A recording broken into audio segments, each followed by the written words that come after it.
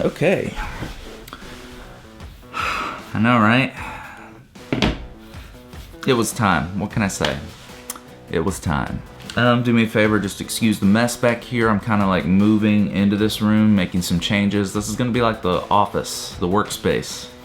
I've been saying that for like 2 years, but one day it will be. So today's video is gonna be a little different. It's kind of based off an Instagram DM that I got asking how I might shoot and edit car photos with a phone. So in this video, I'm just gonna kind of show you how I would personally do that. Let's put the iPhone over here, cover up some of that mess. So this is a photo of my friend's Dodge Challenger in the parking lot. I shot it kind of at sunrise, and as you can see, the photo already looks pretty good, straight out of camera. This is the iPhone XR. Now, Lightroom Mobile is what I've used for quite a while, and actually I have a video on it if you want to check it out, but I've been using Snapseed a lot lately. I find, I just tried something different one day and kind of rolled with it. So let me start my recording here. All right, so here is the photo in Snapseed. First thing I always do is go into the tools and mess with the white balance. Let's hit auto white balance down here, see what that does.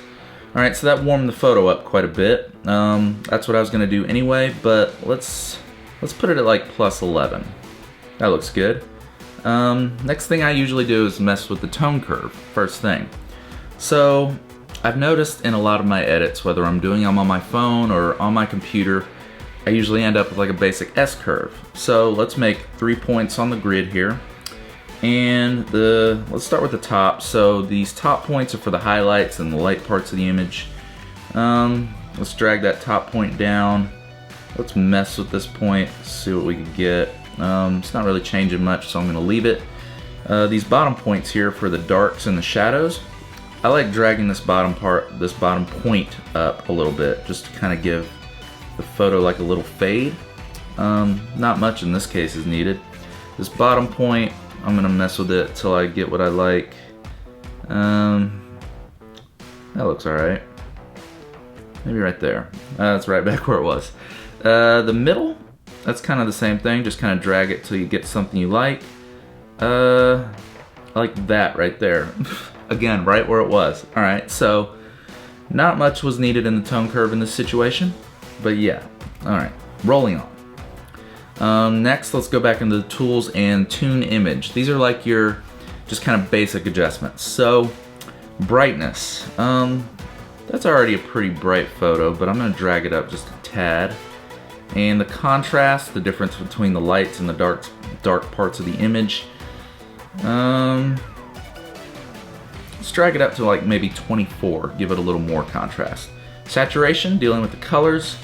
I like my photos colorful, so I'll just drag that up just a little bit. Not too much, that looks bad.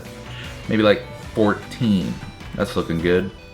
Ambiance, not really sure what that does to be honest with you, but if you drag it up too much, it just looks terrible and HDR-ish. Let's go, I'm actually gonna go with a little less. So like maybe minus 15. Maybe, yeah, like let's go minus 15, 16. All right, highlights, the light parts of the image. You could tell there's no detail in the sky. There's not much to bring back there. So highlights, I'm gonna do like minus 14. Shadows, dark parts of the image, let's drag up a little bit. So like, well, actually let's drag down. So like minus 23, that looks good. Warmth, remember how we warmed up the photo before? I think there's a little bit too much warmth now, so you could actually mess with this adjustment here. If I drag it down, it just looks blue and bad.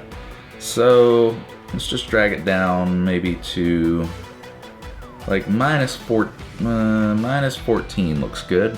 All right, so on Snapseed, you could like hold your thumb on the image and get like a before and after. That's a before and after. That's already looking pretty good. Next thing I'll do is go back into the tools and the details icon. I like to sharpen it and give it a little bit of structure. Not too much though, because it looks weird. That's looking good. All right, so let's go into the green tone curve here. At this point, I'm just kind of messing around. So if I put a point right in the middle and just kind of drag it down, you can see it looks red. Let's put a point down here.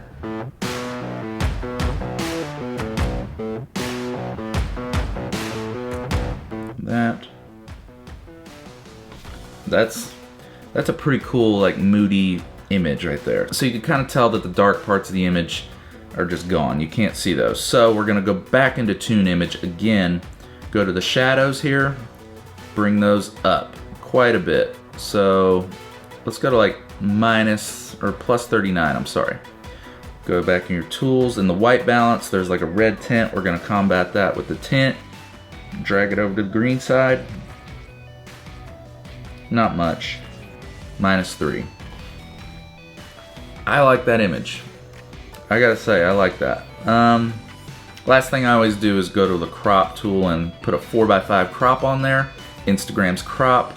Let's get the car kind of like right in the center. That looks good. There we go.